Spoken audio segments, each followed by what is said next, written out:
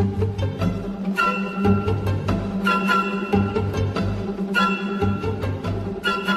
everyone, welcome to a special episode of Push the Point, where I have got some awesome guests of Rob Catton, Matt Foulkes and Matt Light, all old school, I don't know, you guys are quite young, but I'll just say it, you guys are seasoned Magic the Gathering players that have came into Flesh and Blood just like a storm, really. You've all came in and just performed some absolutely insane results in these latest ProQuest seasons. It makes me feel like Nationals was a time ago when we were developing some household names, and Simon was a bit of a household name at the time, and we had Shingo and Dan Tripp, and it was just, there was a little thing coming along, and now you boys are rocking up and you're really shaking this boat up. So I wanted to give this opportunity to basically Magic the Gathering players now play Fab, and they're completely taking the scene over. So, hey guys, thank you for joining. Good evening. Yeah, it's great to be here. Thank you. It's the first time for you, Matt Light. So welcome aboard. We'll break you in softly. So.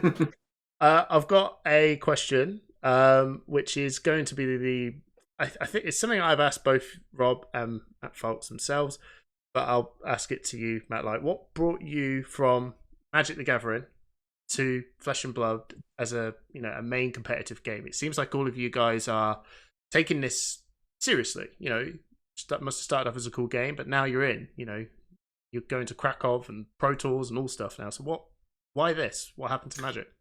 So for me, it was a little bit different. My story's a bit different because I wasn't playing Magic when I started playing Fab, and hadn't been for a number of years. Right. So I think what I would preface this to say is, I know that I was never that good at Magic. Not really. Not as good as I'd have liked to be. Yeah. Because it was a very, very hard game, and there were lots of very, very smart people playing it. Yeah. Smarter than me, I'm sure. And I played a few Pro Tours. I didn't do very well at them. And I remember it was about 2016, 2017. There was a Pro Tour in Sydney in Australia. And I lost playing for day 2. And the moment of anguish at that point was so brutal that I thought to myself, all the fun moments leading up to this point weren't worth this. So I took a break, sorted my life out a bit, started my career as a lawyer. And then I was playing lots of other games, miniature games, just to sort of scratch that competitive itch. And then Rich Hagan, voice of the Magic Pro Tour, rang me one day and was like, "Oh, this Flesh and Blood game is apparently really good. Channel Fireball are really behind it." And I said, "Yeah, I think every time I go into my local game store to buy paint, they try and sell it to me, and they say it's the hot new thing, and I should give it a go." And I'm always like, "Yeah, whatever, mate. It's fine." And then he brought some Blitz decks to a Magic pre-release, and we played them, and it was just amazing. And then we bought some Welcome to Wraith boxes and just played loads of Sealed, and that was amazing. And then looked into the organised play structure, and it's just the same as Magic was 10 years ago when it hooked us all. Yeah. And I made then, if I play this game for 18 months and spend $2,000 on it, flying around the world and playing tournaments, and it feels just like it did when I was 21, would that be a good use of my money? And I determined that it would be, because that would be amazing, just paying for those nostalgia hits. And that's what takes me to today. And the game's so good, the community's so good.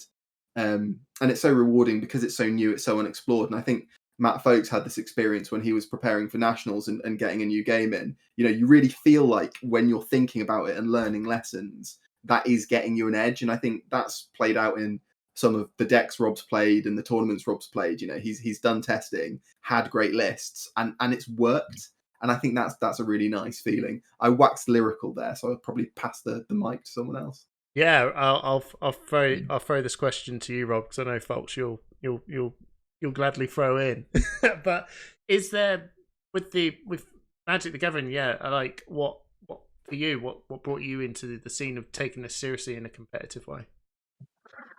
I guess it was just over COVID, really. Like, I like working Monday to Friday and then going, right, where am I going at the weekend? What tournaments am I going to play at the weekend? And for me, things like F&M, which is Magic's equivalent of Armories, it's just not enough. Like, it needs to be something like, even if it's just a winner box or something, you got to pay a tenner, 15 quid or whatever. And if you win, you get a box. Like, that's enough competition for me to like start it. But Magic was just dwindling and dwindling, and like the pro scene was like going all over the place and stuff, and people were getting just fed up with how it was like being moved around. And then COVID happened, and it all went online. And for me, I'm not interested in playing online, which is good because Flesh and Blood are all about not playing online. Mm. I know there's the online armories and stuff, but one of their main mantras is the game's meant to be played in person, which is perfect for me. Um, and yeah, looking at the like a really young game, and yeah, like you say, Magic players come to it and go, "Oh, we've got loads of muscle memory already for tons of things like, terms like I don't even know if card advantage is a term in Flesh and Blood, but like things like that are just like it's so obvious to us, and I think that's given us a really good foothold to let us like start early. So I won the pro. I'm going to brag a little bit. Go on. I won the No, pro. you guys are all winners, so you So, go for it. so I won the limited pro quest at the Nationals side event. Yeah.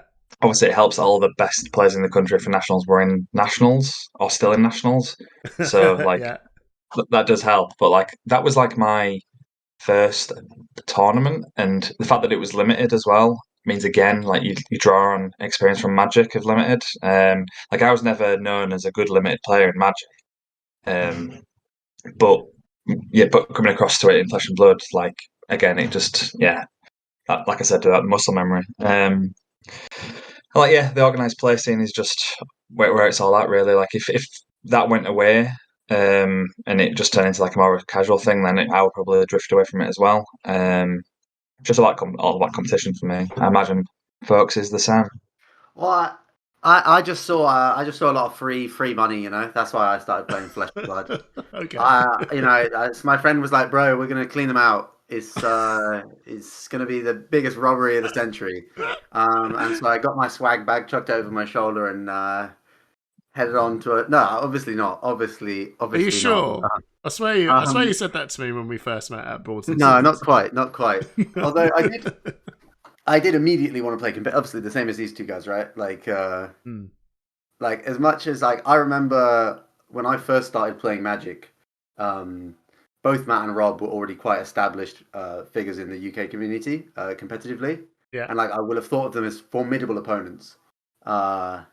And like been, maybe nervous to face them.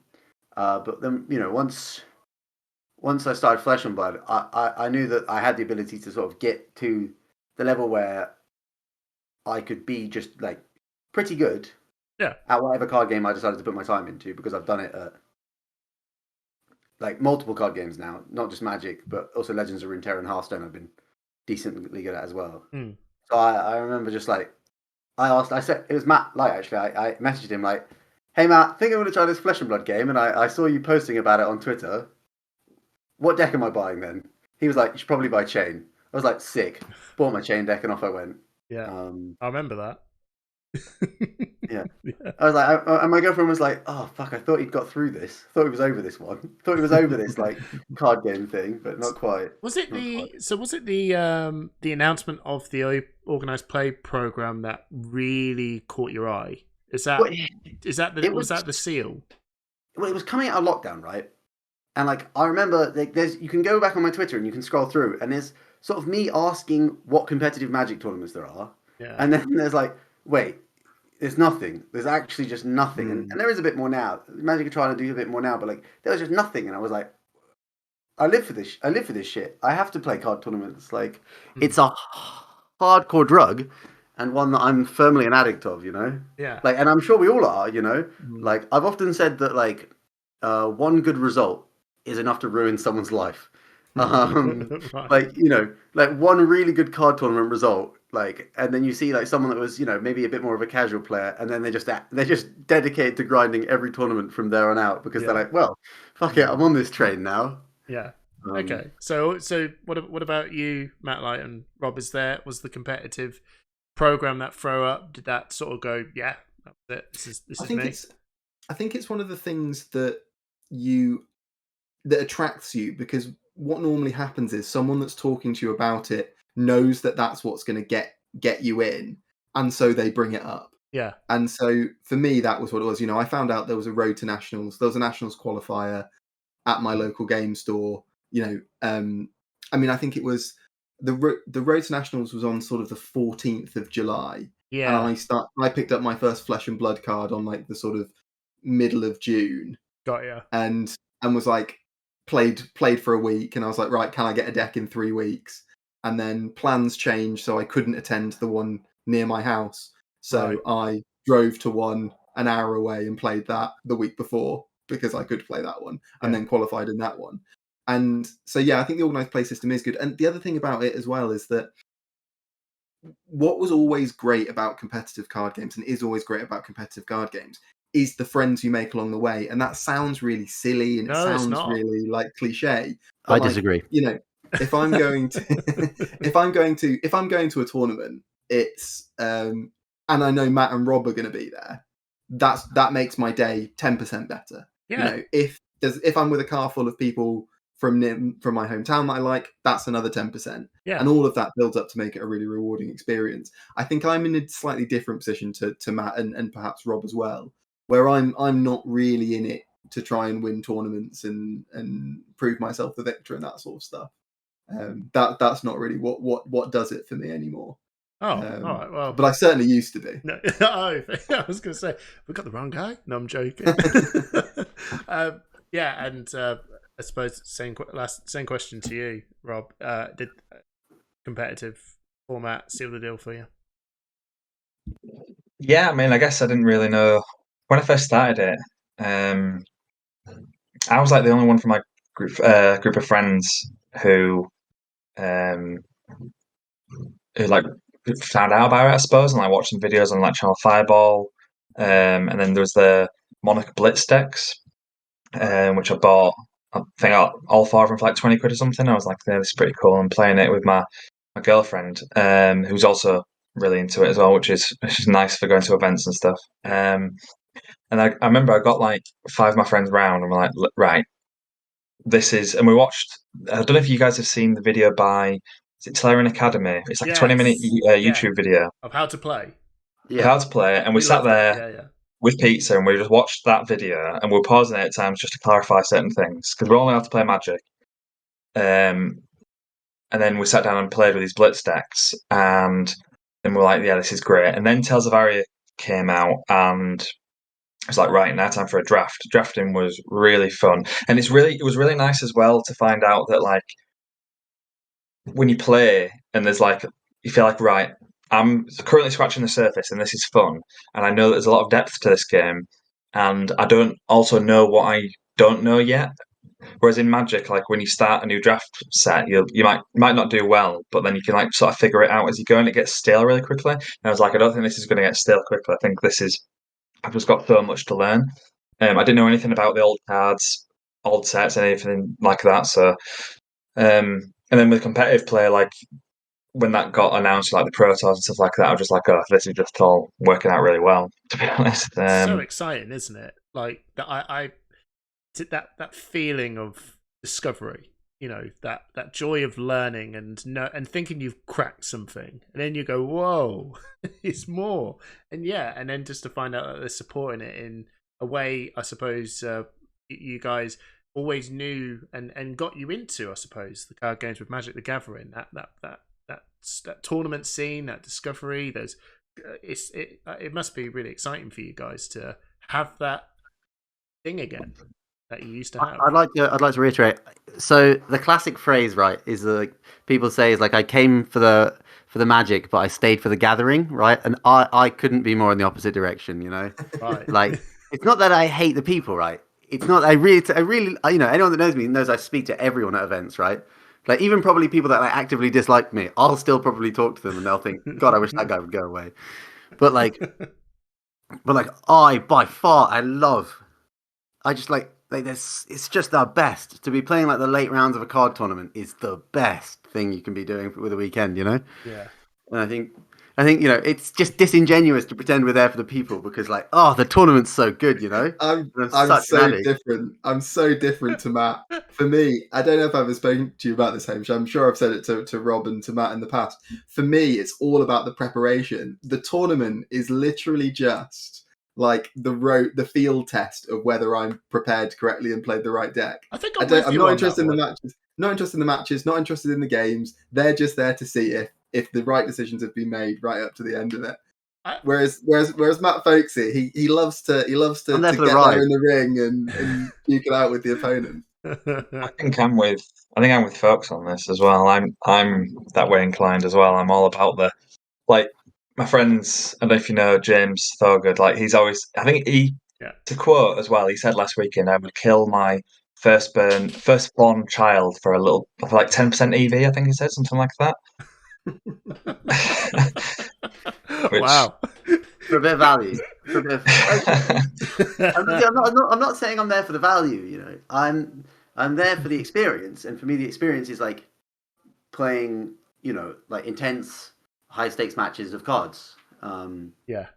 Because when you add stakes to anything, instantly I think it's more intense and more engaging, like Rob said. That's where I think that's where me and you change. Then he can emotionally buy into the tournament as well, and then he cares enough. I want to see make all the efforts required to really put his best foot forward. I want to see a Rob and Matt Foulkes final. This will be. You've got two people who are just going to go right in a couple of semi-finals. Rob is is it 2-1 or 3-1? The one. The one's bullshit as well. Sorry if I can't swear. That was all you, bud. That was all you. Don't worry. I think it's 3-1. Yeah, I think so. Man. I think so. I'm going to move this on to another question. Something a little bit different. Something I wanted to throw to you guys. How do you guys feel to be called the Magic the Gathering guys for this game?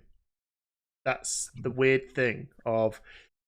So, most of the people here, I suppose, weirdly, I don't know. Like, I don't know what people think of me or Simon or Tripp or some of the other guys here before you guys came on. I assumed you guys were just people go, oh yeah, you guys play Fab.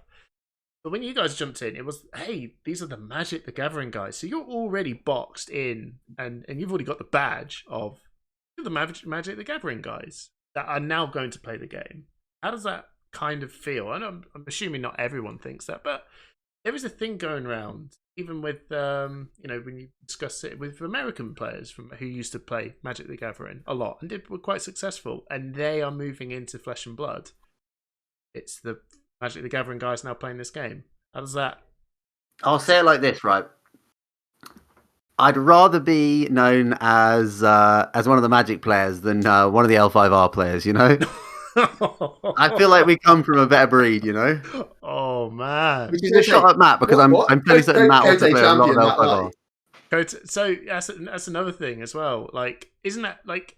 I suppose I don't know. Maybe this is my perception. This is how I looked. This is how I take it. I didn't know that you played an L5R game, but it's weird how some people that were playing L5R are like, oh, it's the L5R guys coming in. No one associates that, if that makes sense. I suppose it's because you guys were names I think part of it is that the other card gaming communities like L5R and Game of Thrones, etc., and all of these other games, and War Machine Hordes, all these other sort of competitive games have a lot more cross-pollination. So, if you've got someone who was a big L5R player and was really good at that and played that a lot, they probably also played those other games at times. Yeah. Whereas the Magic players are a lot more, this is the one game I play, and I play nothing else, because you can't be any good at it otherwise, right? You can't be a top-level Magic player if you spend half your weekends a month and half the rest of your free time playing Warhammer. Like, you just don't, because it requires, it is completely consuming. And I think that's part of it.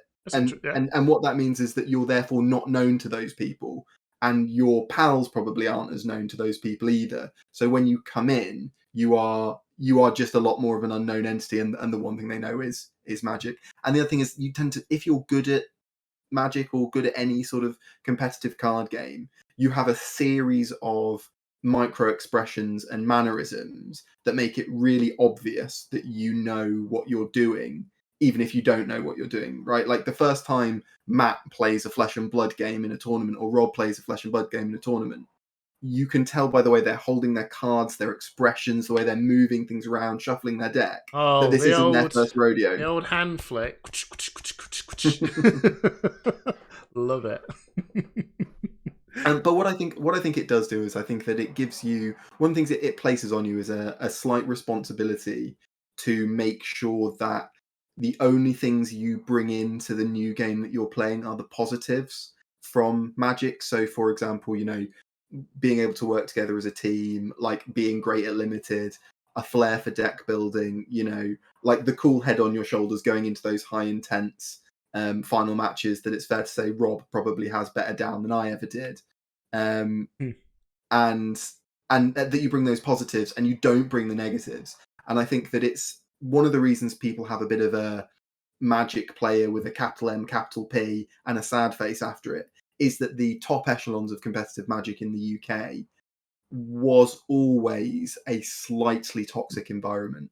Yeah. And I think that there are lots of reasons for that, but I think the main reason is probably that it emerges in the 90s, early noughties, at a time when gaming and gamers are a lot more, it's a lot more of a thing you wouldn't talk about at school, at uni, with your friends, with your family, because, like nerd culture just wasn't a big thing like it is now. Whereas now you've got emerging communities where that isn't the case and it doesn't have that much baggage. So I think it's important that when you come in to Flesh and Blood from a Magic background, you bring positives to your community and with yourself, because otherwise you could end up poisoning the well, and that would be really, really rubbish. And I think that's what people are wary of as well. People are wary that that's what might happen, right? Like if that was a thing, right? Like if you've got that like half a dozen Magic players come into Flesh and Blood, and if they're suddenly the ones who are doing well at all the tournaments, because they're probably going to be, because they're bringing that drive and they're bringing that wealth of experience, as Rob mentioned. If they are all arseholes, suddenly, if they're all arseholes and 4 of them make top 8 at every tournament, then 50% of your winners metagame is arseholes, and then your competitive scene starts to die because people look up to those people. They pick up all of their habits. They want to impress those people by acting in the way that they do. And then your next generation of players picks those things up. And all of that is really damaging. So you've really got to make sure you nip that in the bud. Sorry, I ranted a little bit. No, I think that was a fantastic answer. I don't know if does Matt Foulkes or Rob Catton, is there any? I don't know why I've decided to give you full names, but I'm gonna say that obviously I can identify with maybe bringing some like negative aspects from Magic. Nationals was fine. No, I definitely think that like when I played Magic for a good amount of the time I played Magic, it was my main source of income, and doing well at Magic tournaments like had a very real impact on my ability to feed myself, Yeah. And so like when that was the place at which I was playing card games, I think I came at the game with a mindset that like I must win. It's your bread, isn't it? To a degree of seriousness that I don't approach Flesh and Blood with, and not to say that I don't approach Flesh and Blood very seriously, but I don't need to win tournaments to be able to survive. Like I play to enjoy myself and to develop and get better at it. But like, me and Matt spoke about that earlier this week, not having the need to win anymore. And, yeah, exactly. And and it's like, so freeing, isn't it, when you're not in that position?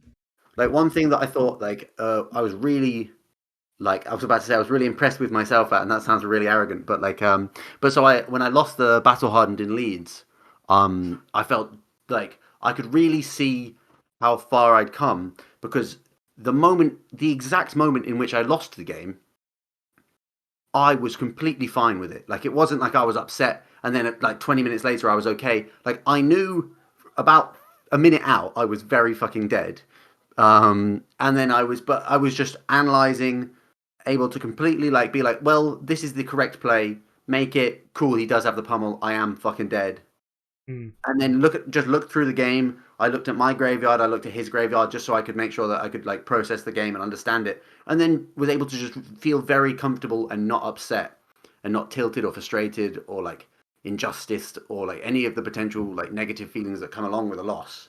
And I was like, that's how I want to play games, you know? Yes, that's generally that's awesome. Like I felt like I was able to take that loss like an absolute champ, you know, like how I would want to take losses optimally, you know, like, and like obviously I'd rather win, but like, of course, but it's better to be a good loser than a if either way, if you win, that's awesome, but if you lose, it's how you lose, right? yeah. And I was like, because I've spoken to Matt and a bunch of other people about how I conduct myself, you know, because I know that I have definitely at times in the past overstepped the line, and that, you know, after winning UK Nationals, this is something that Matt Light said to me, was that, you know, I should really take care of how I present myself to other people, because as he said, you know, by winning Nationals, like by default, people will look to me, you know, as, you know, someone to emulate, or, you know, maybe someone to take things from. And so if I'm an arsehole, as he said, you know, if I act, you know, in a way that like people, you know, people shouldn't really necessarily be acting, or in ways that, you know, then that would have a damaging impact on not just myself but also other people, you know. no, And that's completely correct. and so, you know, I hope that like anyone that I played in the ProQuest season will hopefully have had like a decent experience playing me, you know. Yeah, no, that's awesome. What about you, Rob? How do you feel being known as the Yeah, Magic the Gathering guy? Would you like not bothered? yeah, Good. yeah. I'm quite happy with it, to be honest. Something that I've thought just then when these two were answering was talking about like when you're playing a game with somebody and you say playing at something that's like deemed competitive, like a pro quest, because right now they don't really have what we as Magic players would think of as proper rules enforcement levels. So like pro quest, for example, are casual, which is kind of insane when you're playing for so Now much money. they announced the in Hmm? between in a Fab 2.0. I don't know if you saw it, but Yeah, yeah, which is good. But in the past when I've been playing a pro quest and someone does something like I remember I attacked with something. I attacked with a runic reclamation for 7, and it has an on hit effect. Mm. And then they blocked it for 6, or maybe I shadow puppetry to make it 1 more or something like that. Anyway, they block it for 1 less than what they need to block it out. And I'm like, okay, you take 1. And if that would have hit, it would have destroyed a soul shackle because they're playing against chain and stuff and blah blah blah. Yeah. And it was like, oh, I thought it was like for 7 or whatever, and I was like, and I'm in that situation. I'm completely. There's nothing wrong with me, not like morally, to just say, well, that is how it is. Like, you know. But my worry in that moment, I'd like, you know, you have like 3 seconds to think there, probably less, to think about what you're going to do about that situation. And Yeah. the thing that went through my head during that moment and probably afterwards as well was basically, I don't want him to. I don't want to win this game and him think that, and him just remember that bit about me. I would, and I actually gone on to lose that game by like, you know, inches, and probably did matter. And I was thinking for the rest of the weekend, like, you know, should I have let him do that stuff? But the silver lining is that he's gone away thinking, you know, oh, he let me do that and stuff, and that's it's nice. It's a nice feeling. It did suck in the moment for the loss, but Yeah, I know. We know that, don't we, Matt? Like, And yeah, and I think one of the really important things there, and it sort of highlighted by one of the things you said, Rob, is that when you've played like when one thing is so much of your life, you develop a lot of your values and your ethics align with that thing. And it's something that was said earlier as well about Rob mentioned something just then about, you know, morality in a particular moment, and earlier EV was mentioned. And like when you're just a big part of the Magic community for a long time, you know, an ethic that is basically like, if your opponent makes mistakes, that's on them. It doesn't matter if you're not very nice as long as you're winning, and, you know, trying to squeeze every penny of EV out of every decision you make around your hobby. all of those things become second nature to you, and you begin to justify them as right with a capital R. But when you move in other communities, whether that's when you graduate, play less cards and start working, or you get a long-term partner, get married, have kids, or you play other games, you realize that those values and that those sort of axioms that you're building a lot of your experiences on are not universal. And they're not necessarily just the result of intellect. They're the result of the culture that you're in. And so that's one of the bits of baggage that comes with being called a Magic player in a game, is that they expect all of those things from you.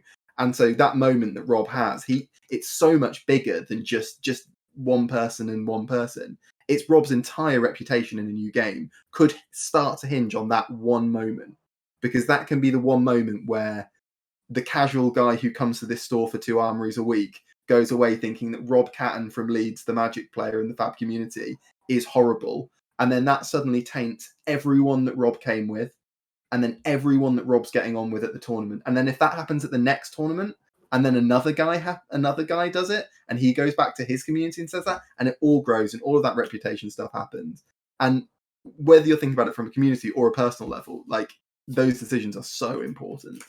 I think you pretty much described exactly how I felt in our game, Matt Light, where I had a moment, and it was the moment of, and when I went through that, and I had it in your hand, didn't you? I had it in my hands, didn't I? At this moment where it was the judge made a call, was more in my favour, blah blah blah blah. But it was a moment of, well, I could win the game, and then I just literally had that moment where you had, Rob, where you have seconds in your head, and you just think, oh, it's a win. This is a lose-lose situation I'm in. I don't want to be that guy. I mean, I thought, I'm to push the point, do this. I've never played a game against you, Matt Light, and you came in and you got a bit of a reputation of from previous games, and I sat there and thought, I want to get on. I don't want, and it's intense, isn't it? And you kind of don't want to walk away with this going. Yeah. And it goes back to what Matt Foulkes was saying, which is when you're playing the game and it's your income, or even if it's not your sole income, it's the difference between being able to go on holiday and not being able to go on holiday. When it's all of those sorts of things, you're priced into those decisions, right? Like, because it means that if you let that person off, it's not just all the positives that you gain from that and worrying over the weekend whether you did the right thing. There's a real tangible, real life impact as well. So you're forced to make the decision that maybe you don't want to do. So yeah, and I think one of the other things that it would be disingenuous for us all not to say is that partly when people say that you're the Magic players, it's a bit of a badge of honor, because that you're coming in with this skill set that places you at such a considerable advantage. Massive. And that is massive. I was actually going to end my point on this, is that when I heard that you guys were coming in and you are the Magic the Gathering players, I suppose really there are some people who played Magic the Gathering and jumped into this game, and you didn't sort of dub them as the Magic the Gathering players because they probably just played it on a casual level. But when you've got guys that had a reputation of Magic the Gathering, and now it's like, oh no, now the Magic the Gathering guys are coming into play, that's actually a credit that you guys have done some amazing stuff in the past and performed and done some good results. So what we're really saying is we've got some good players walking into the scene now. That's what I felt like it was really, that when people say that, that's what it's really saying. Some really focused players coming in. And luckily, you're all awesome. So that's an awesome bonus. Unless anyone else has got anything else to add to that, I'm going to throw this into some pretty different. Well, not different. Moving it away too much about Magic the Gathering business, but it's good. I want to get your thoughts on this. I mean, Matt Foulkes, you've done a big ass live stream on a couple of these questions, so I'm sure you're bored of hearing all this. But actually, it might be interesting because you probably had a bit of time to think about this now rather than being put on the spot on a live stream. Sure. So 2.0 just came up, right? And I've actually moved on. I actually was going to talk about ban and restricted, but solid. Let's talk about 2.0. 2.0 boys, thoughts, feelings. We recorded our podcast on a Monday, so you can imagine how fuming I was that when I recorded the podcast, one of the biggest news comes out for Flesh and Blood. I'm like, oh my god, Friday's episode's going to be so awkward because they're not mentioning a thing. So I'm doing it now. So what is your thoughts, guys? Anyone? I'll go first. Go for it, Matt. So I thought it was one of the cleanest pieces of communication I've ever seen from a card game company about their game. It is like the best way I can describe it. So Magic the Gathering hasn't done anything, or other previous games that you've done haven't done something that has been this clear. Well, They've attempted it. Yeah. All right, yeah, they gave it a go, but this has been good. Because there's so much in the article that it would take me about 20 minutes to unpack, like each thing, even just to briefly touch on it, right? But like overall, like they did a really, really impressive job of both making changes that, like, at least ostensibly are good for the community, and then explaining those decisions to people so that people can come to terms and understand and feel at ease with those things, you know? Because whenever you change things, people will get upset or will find reasons to be upset because a lot of people just don't like change, right? If they liked something before and now it's different, that's uncertain and people will be uncomfortable with that. But they did a really, really good job where you're like, oh no, that's why they did that, and that. Oh, there's no first edition, but here's why, and here's why it's okay. Awesome, like, and I thought it was like actually really impressively well done, and like at stark contrast to maybe some of the last few things we've seen out of LSS. It went from 0 to hero. That was a wild hour. I'll tell you that. That was a wild hour. Oh, we'll go on to that one afterwards. I think the quality of this art. So there, a lot of people about the Banner Restricted announcement said that they think it wasn't written by James White when all the other ones have been, and I think the length and quality of this Fab 2.0 article probably gives quite a lot of weight to drawing those conclusions. I'm entirely with Matt on this. Basically, I think that, you know, when we started playing first editions and cold foils were, you know, the hot stuff, and that was a really cool thing for collectors. And then, you know, you think, oh, maybe I'll get some first edition, and then we all bought first edition of Tales of Aria, and it didn't move in value at all. And then in Everfest, it's the problem with that is just sort of, there's a box I see on that screen, and that problem's just compounded. And so you're saying, you know, it wasn't working, and you know, when we played our Road to Nationals, when we started playing in sort of July, August, Matt and I. You couldn't get Crucible of War commons for anything less than about £2 if you wanted them urgently, because there was only the first edition out and no one had any and that sort of thing. So all of that makes complete sense. I think the, you know, reprinting things in the historic set in white border so it doesn't devalue black border cards, really sensible. White bordered cards are either hated or loved for their ugliness. I'm personally in the latter category. And then they're still keeping cold foils in for the community. I mean, all of it's really sensible. Like, and over lockdown, I played a bunch of sort of cooperative card games, things like Arkham Horror and Marvel Champions, these kind of games with my fiance, you know, when we couldn't go outside. And so the idea that Flesh and Blood could have sort of PvE co-op stuff and it be good is also awesome. Yeah. Like pretty much everything in Fab 2.0, I think is really excellent, really clean. Cool. Rob? Yeah, really. Yeah, everything they said. Plus, I watched I don't know if anybody's seen the Alpha Investments video. Oh yeah, I watched it. I watched pretty much all of that this afternoon. Just where I was building my CC deck for this weekend in case I need it. You don't need it. You don't need it. And one thing that he said is that he has a lot of conversations with James White, and he had one pretty much immediately after the article drop. And one thing that was a huge deal to me when I heard it was that basically James White was making it so that it's a player's game more than a collector's or an investor's game, which obviously the Alpha Investments guys didn't really like particularly. But the fact that Oh, that was it as well. He said as well about the reprints that in Magic, when something gets reprinted, you get like it starts at one point and then it gets more pimp, if you know what I mean, like more foil.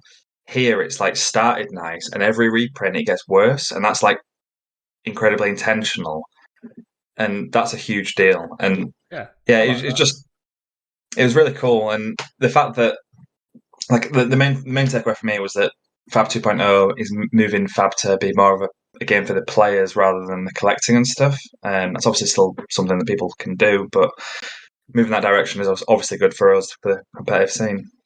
I agree. I agree. I think another really exciting point that I picked up from all of that is the moving to, well, it's all hype. This is the thing, but it should be, which is awesome.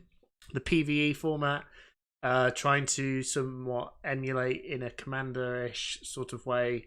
I spoke to one of my local scenes, literally in my hometown, and it was one of those conversations where he has Flesh and Blood. It's really struggling to take off because he isn't. He's not. It's not his bread and butter. This store, right? So he has really done zero advertising whatsoever, and he he's basically commander for Magic the Gathering. It's just piloting itself. Started off with just a couple of guys, and now he's got 12. And he's just sort of going, "Why? This is difficult. Flesh and Blood is such a one-on-one fighting each other sort of game, and these guys just want to play a game of Commander and just." I think as competitive Magic players, I think Commander's always been somewhat of an enigma to us because it's a completely different game and play experience that happens to use the same Magic cards, right? Yeah. Like it's the difference between sort of walking past like a row of houses built out of bricks and then seeing like a massive sculpture. Like they're just totally different animals. But like even when competitive Magic has been dead, right? And I'd bet my bottom dollar that Rob's had this experience, right? Going into a local game store to buy a box of toy soldiers and on like a Wednesday afternoon and seeing 12 Commander players in like 3 pods just like jamming Commander. And you're like, how has this happened? Like over the last 10 years, it's just grown into this phenomenon. And yeah, Fab not having something that's an equivalent, I think, is something that will harm it in the long term. And LSS are very right to make sure that that's a niche they do fill as well. I problem- again Oh, have Go on, an let Rob say his bit, Matt, and then Okay, go Rob. I'll say something quick. The problem with Magic was that Commander was so successful it basically swallowed everything whole because it like shot up and everything else shot down, and then it just like Wizards were basically looking at the bottom line going, this format over here makes us tons of money. This format over here people hate, complain about us all the time. They're always saying that we're idiots, makes us no money, it actually costs us money to run these tournaments. Why don't we not do that and do the thing that everyone loves and we just make loads of money on? And that's basically how Magic's gone, really. Yeah, As my point as well, Rob. Is like, oh, is it? Yeah. You know, I no problem with the people that really thoroughly enjoy Commander, right? You know, but the uptick and massive explosion in popularity of Commander, you know, slowly took away from what was the competitive scene because, you know, more and more players are less interested in that, and Wizards devote more and more of their time and resources to designing the game for Commander players because, like Rob said, they make way more money for the company, you know, and you can't really fault the company for doing that, but it's just part of the reality is like, you know, like if I could delete Commander, I would probably delete Commander. You know? Like, I think Wizards of the Coast would be well unhappy about that. Exactly. Because, you know, from a purely selfish standpoint, right? It took away from something, you know, not, you know, like by the changed fault what you knew. enjoy it, but by the nature of one thing growing, the other thing shrank. It was awkwardly timed as well because competitive Magic was also growing astronomically at a certain point, right? You know, between 2011 and 2014, 15, competitive Magic is just getting bigger and bigger. You know, when Rob and I were playing PTQs, you know, best part of 10 years ago, a big one might be 100 people. The last proper PTQ being Pro Tour qualifier, the last ever Pro Tour qualifier that was a single event that just qualified you for the Pro Tour was in Stansted, and it was 412 players. for one day to get to an eventual winner. So you're looking at like 9 rounds of invite as Swiss well. and then a top 8. Mm.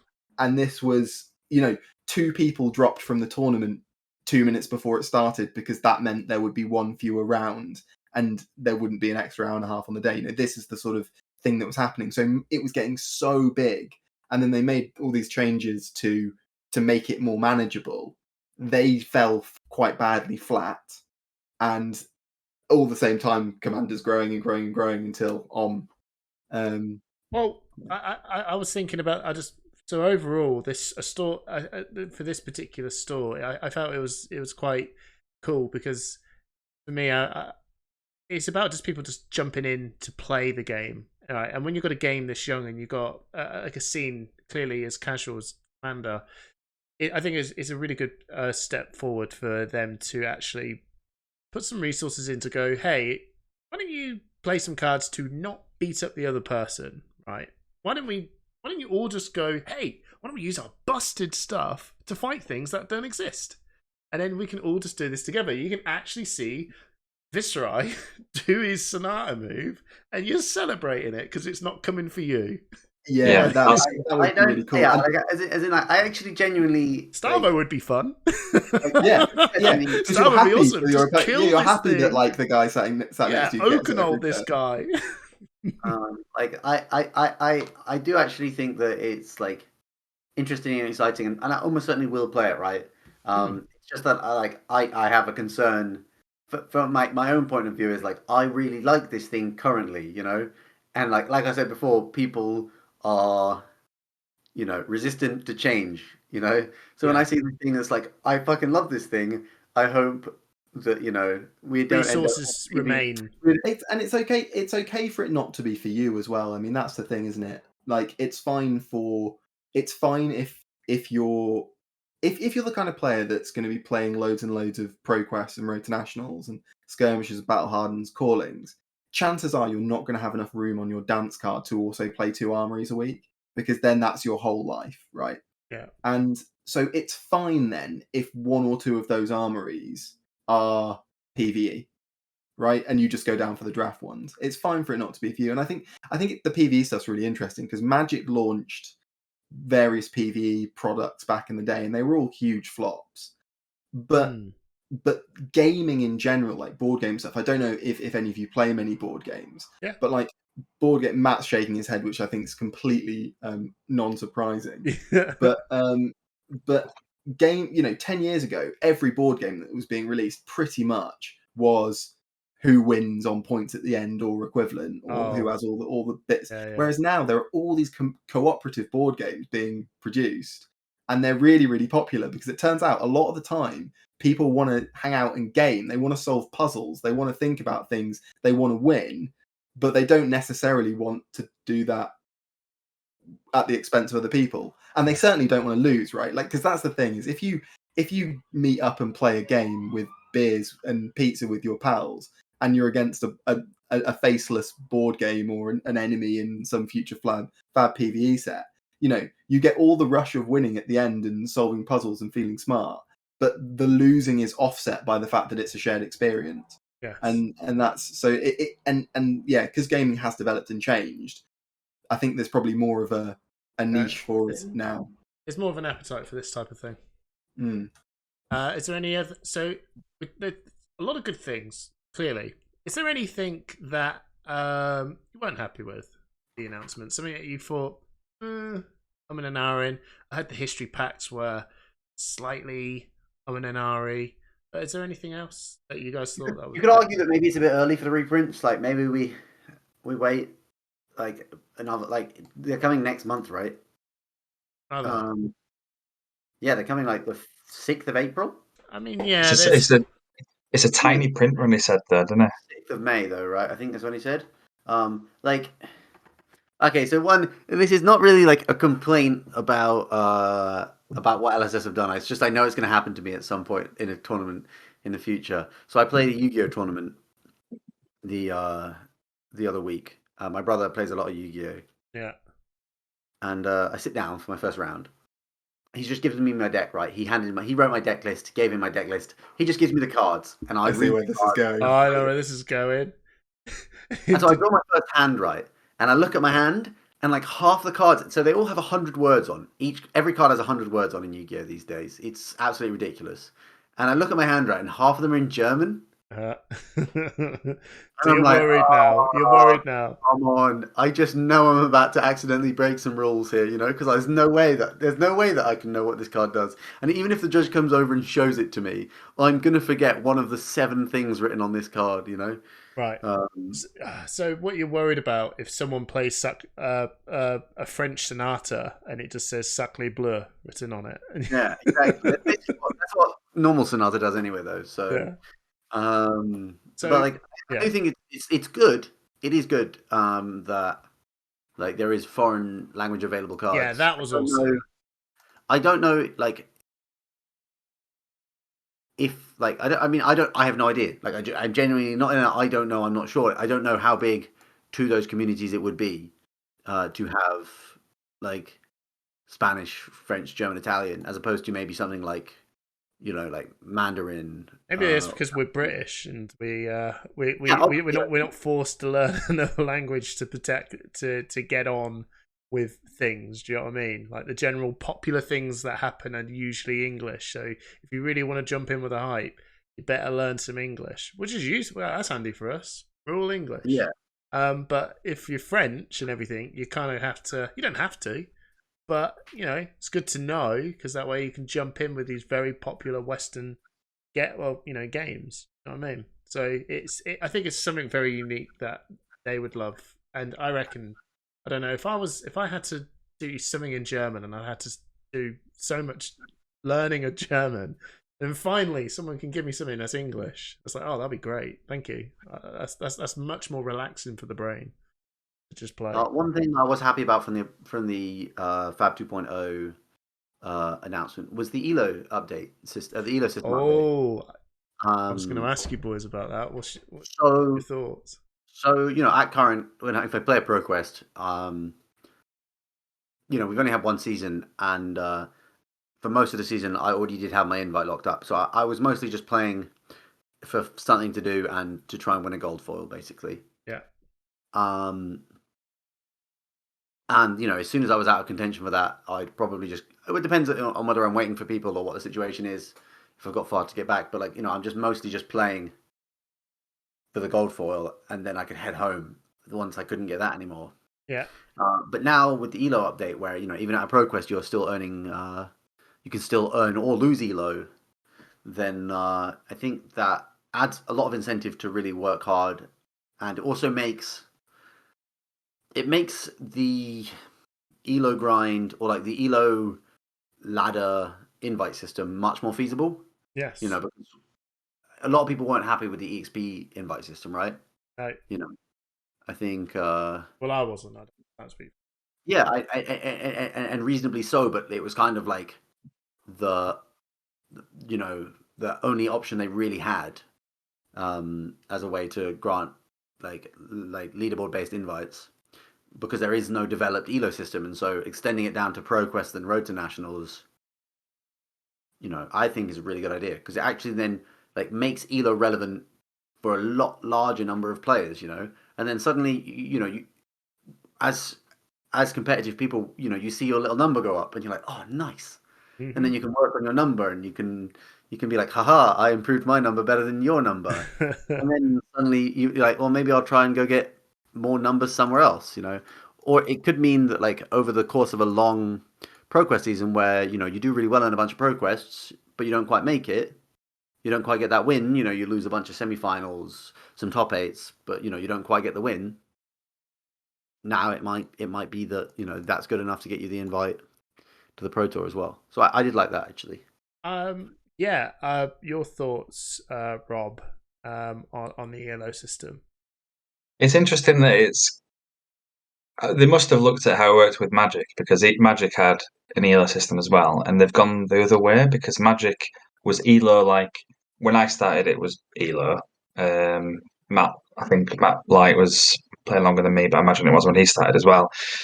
And then they basically got to the point where people didn't play for 6 months because they needed to keep their elo at a certain level, which Oh, right. You which don't want was to. Yeah, if you go in, you're going to lose, and you'll just get. Yeah, God. yeah, you'd go win, win, win, win, lose, and end up losing points at an event. So it'd just be like, what?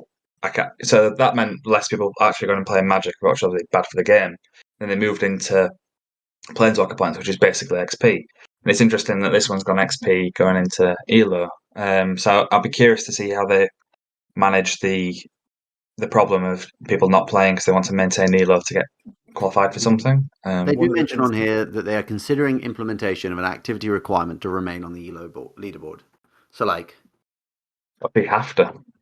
you might have to Yeah, play to because some that was exactly as Rob described. That was the problem with Magic Elo was, you'd have your local Friday Night Magic draft, which was K8 rating, and if you're Matt Foulkes, UK national champion, 15-0, his rating's amazing. And if he went to that tournament and he went beat someone whose rating's low, beat someone whose rating's low, he'd get maybe 0 to 1 points for each win. And then if he lost to someone whose rating was low, he'd lose the full 8. So you just couldn't justify playing if you needed to keep your rating high, and that was really problematic, I think, because you want to be encouraging people to play. I think it's really cool. I think it's a really cool system. I think people will really like it. It's one of those things that ultimately it's all a bit much of a muchness. It's just a good way of qualifying. Oh, Rob? Yes, Rob. I've got a side point actually. It's reminded me of something. Whenever I look at the EXP board, there's in the UK, there's consistently 3 people, I think, who's like head and shoulders above everybody else. And I don't know if it's true or not, but in our group of friends, sort of like we don't really count them because they're like the online armory people or whatever. Oh, is that I Sharif, Simon, and Dan Tripp or some? no, No, it's okay. I'll just call them out. I think pretty sure it's Jacob and Isaac and Johnny, I think, Right. who are like unbelievably head and shoulders above everybody else. Yeah. Go on, Matt. Johnny plays one online armory a week. I don't know if I think Jacob might play. I think they might each play one online armory. I But heard. but if you wanted to, from my house, if I wanted to play a Flesh and Blood armory every night of the week, I could do so without driving more than 30 minutes a night. So they play. So like so in Nottingham there are 3 different armories a week. So they are actually playing quite a lot in paper as well. It's well, I guess maybe that's unfounded then, but then topping the leaderboard at current is Jamie Faulkner. I think he's maybe one of them as well, actually. But like basically, I just hate farming skirmishes. I think he's literally just been going very, very hard in skirmishes. After, and I'm going to slate Jamie here. At the Battle Hardened, and I quote, he said, "Oh, it's Blitz. I don't really take Blitz that seriously. I just wanted to play a different deck, play Prism." After winning the skirmish at the Battle Hardened, he decided to play Prism on the Sunday, and said, "Oh, it's just Blitz. It's just fun. I don't really want to play like a too competitive of a deck. I'm trying something new." He's then gone and played like 6 more skirmishes, playing exclusively Viceroy and Blitz, and just won them all. Yeah.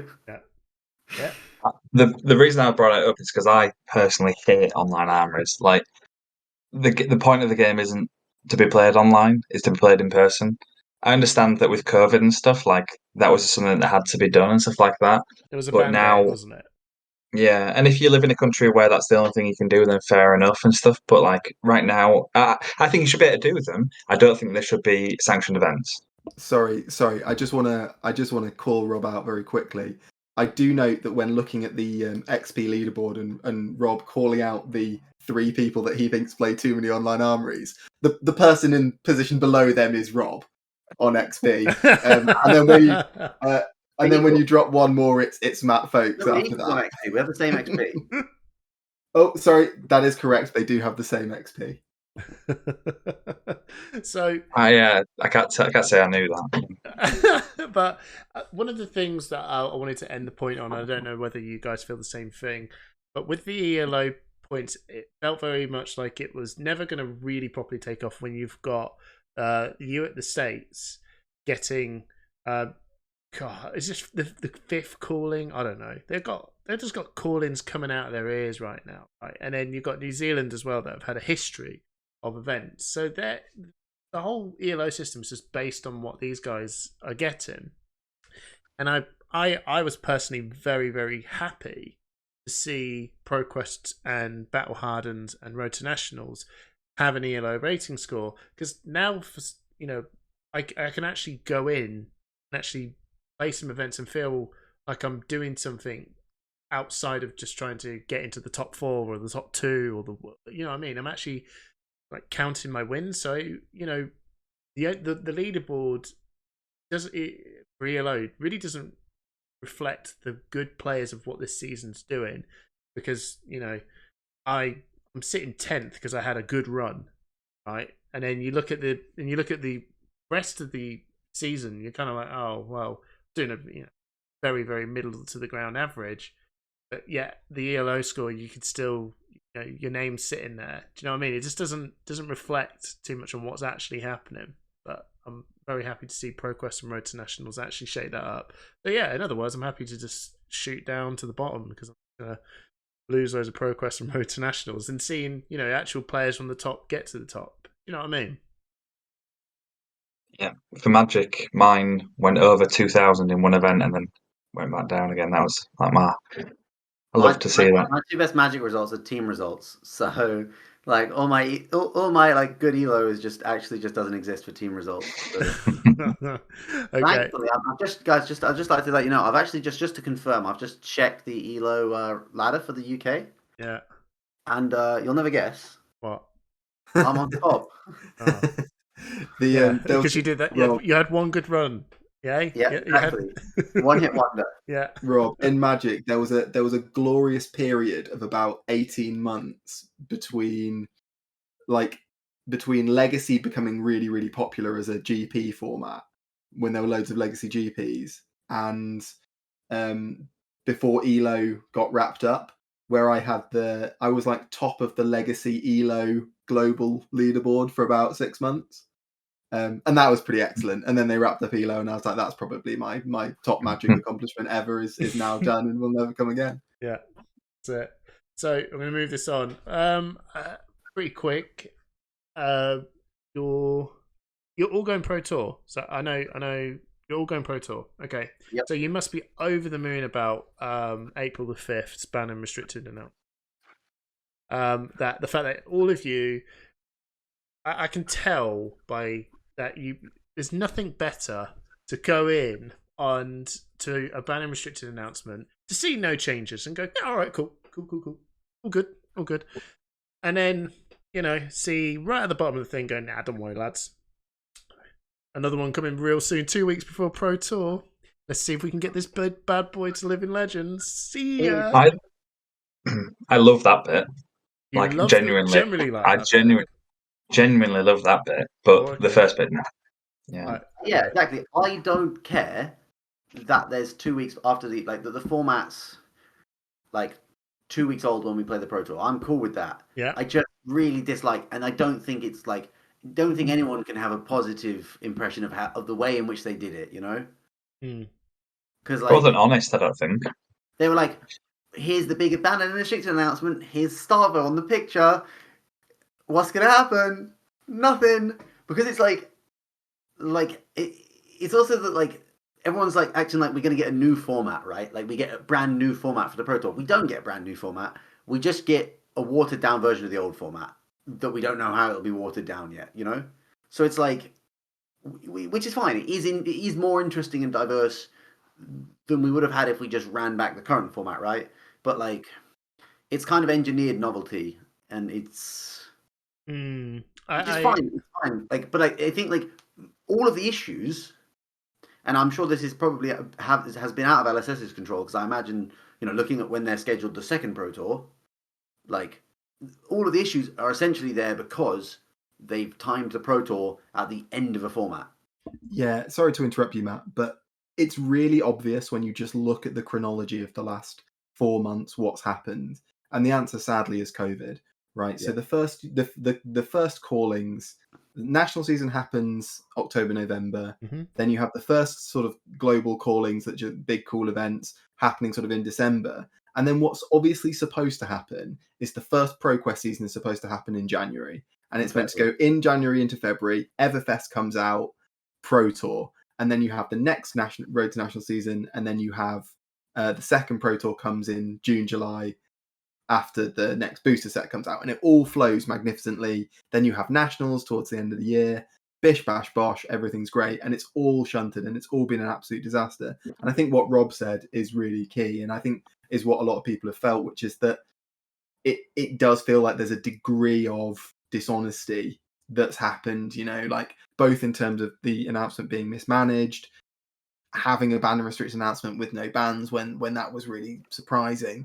And I think it's honestly the first time that anyone has had any bad feeling towards LSS, really, since they've been playing, especially for all of us who've been playing less than a year. And that's quite jarring. Even if you know, these things happen, etc., it's still like, that's a bit. Yeah. Even the most forgiving people walked away feeling, that didn't sit right. Like, do you know what I mean? Even the most ideal. Yeah. It is the hardest. I think one of the hardest things they have to do, because, I mean, I'm going to go back to Magic here again, but like, that's what we're Magic, Magic banned and restricted announcements raised some of the most vitriol out of people. Like, it was just like the worst thing. You couldn't do anything right. Like, ban something, don't ban something. It just always was something wrong. And there's cards coming out that were too good, and then it was like, right, they need banning, and then they get banned, and then people are going, this card's only been legal for like a month or whatever, and it's just like, yeah, it's a shame. I'm a little bit baffled as to how. I don't know if you guys agree. I think that Stavo it shouldn't have been printed as it was. Oh no, I'm a little bit baffled. I'm a little bit baffled as to how it was, to be honest. But maybe that's COVID to be blamed again. I don't know. I think it's a small testing team. I've been a part of different sort of games in the past and been in a lucky spot with an old game called Warhammer Champions, which was a TCG game, and it was a small team. I had a very fantastic opportunity to really get to know I got to know the team because they lived in Coventry. I don't know how, bit of luck, just got to know them, and it's so like eye-opening how much a small team can be really maneuverable and adaptable. But the pressure of what people expect from something that had a mini moment of explosion and hype and attention, and I think it all just gets a little bit on top of them, to be honest. They printed Duskblade, for Christ's sake, and that was just like, okay, suppose that was a bit wild. And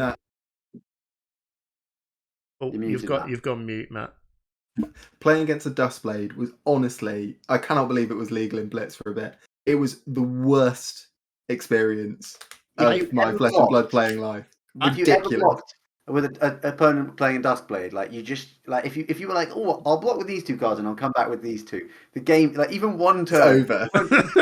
Every single turn. I think as well, not necessarily a fact, but I think this is also a case that I think the testing team knew this existed, right?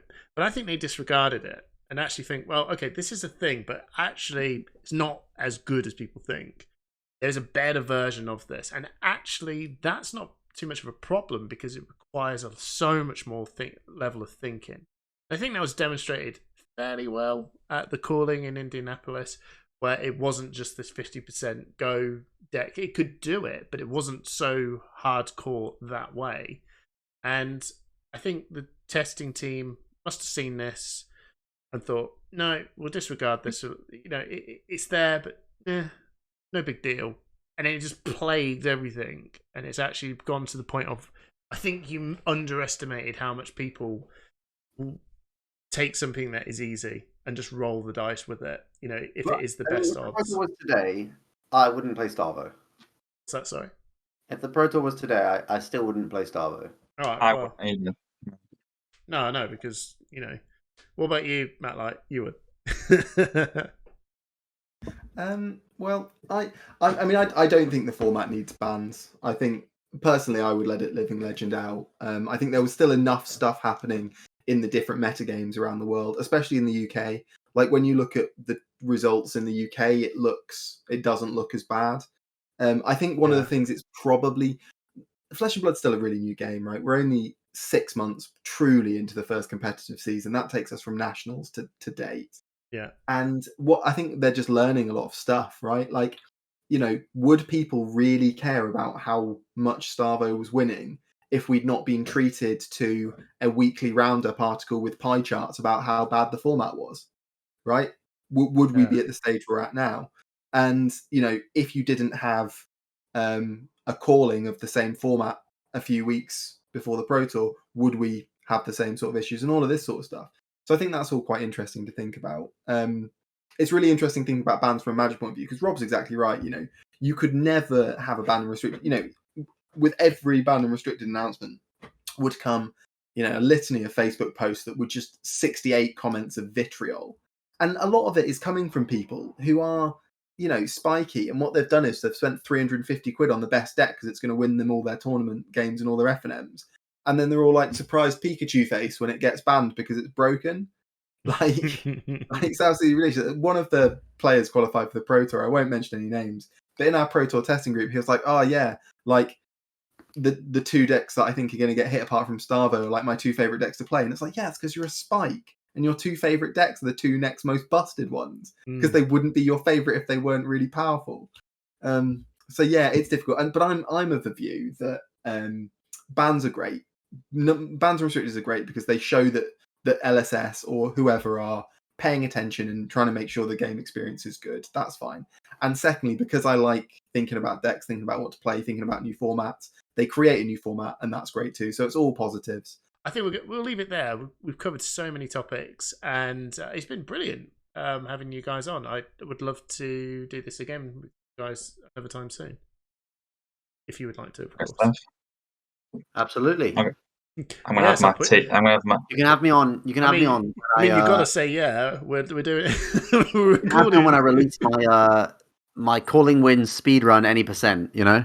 Oh, like when I release my speed run vlog from the calling, where I time myself every round. But the first thing I do when my opponent puts out their hand, I don't shake their hand. I get my stopwatch out, click it. You know. Yeah. Please. I want to see the Matt Foulkes speed run through Krakow. But yeah, guys, thank you so much for jumping on for this special episode, and I hope everyone enjoyed themselves. Thanks, guys. All right, catch you in a bit. See ya.